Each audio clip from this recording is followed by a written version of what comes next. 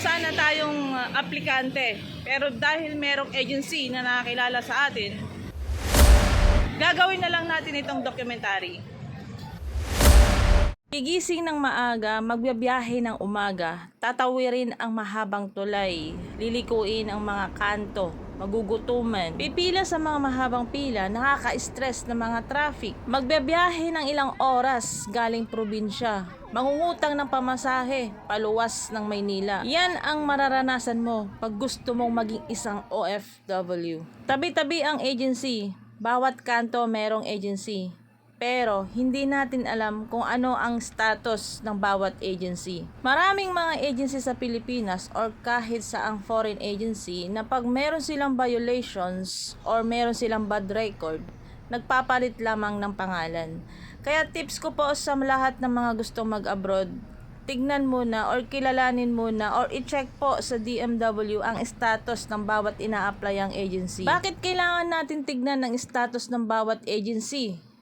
Para maiwasan po ang human trafficking. Pag nag-apply ka sa ibang bansa, kailangan i-check mo kung meron silang job order. Kung wala, wag mo tong applyan. Dahil pag in-applyan mo to at pinagbilitan mo ang gusto mong makaalis, itatambak ka lamang sa agency ng ibang bansa.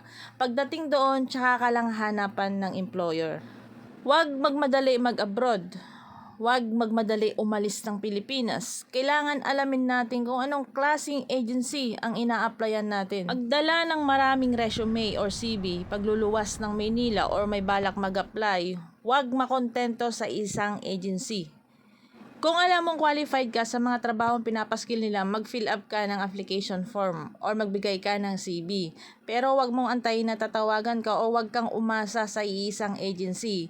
Pagkatapos mong bigay ng mga CV, pumunta ulit sa ibang agency. Kung nakita mong qualified ka, magbigay ka ulit ng resume para may option ka. Huwag kang makontento sa isang agency para hindi sayang ang lakad mo sa isang araw.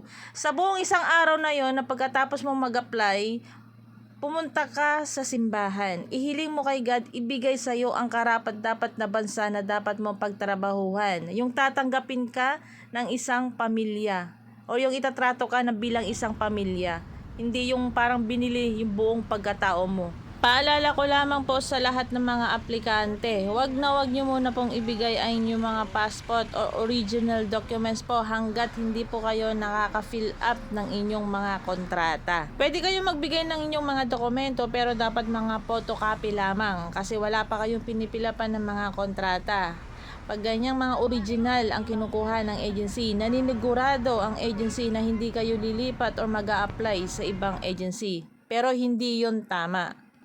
Wag din magbabayad ng placement fee pag wala pang visa or hindi pa na TECO or hindi pa na biometrics. Yung wala pang schedule ang alis mo or wala ka pang plane ticket. Kung halimbawa naman po kinuha ng agency lahat ng mga dokumento mo tapos gusto mo mag-back out, pwede ka pong mag-back out kung wala ka pa pong visa or wala ka pa pong kontratang pinipirmahan. Kasi karamihan po sa mga agency, pag nag-apply si worker or si aplikante, kinukuha agad yung mga original documents. Pero hindi po yung tama. Dapat photocopy lamang ang ibigay. Pag once na nag-fill up na po kayo ng inyong mga kontrata, doon po pwede na po kayo magbigay ng inyong mga requirements or documents or yung hinahanap na mga requirements ng bawat agency. Inikot namin ang kanto ng Padre Paura. Kumuha ako ng 5 agency. Nilista ko ito at chinek ko sa website ng DMW. Nagulat ako sa akin nalaman kasi yung 3 doon ay hindi valid ang kanilang status. Pero paalala ko lamang po sa mga aplikante, huwag pong magpanik kasi pag halimbawa ang isang agency is hindi valid ang kanilang status, pwede naman po nilang itong asikasuhin. Nagbabago po ito bawat oras or bawat araw po. Ako po ang inyong lingkod, Joancy Fernandez po, isang OFW advocate.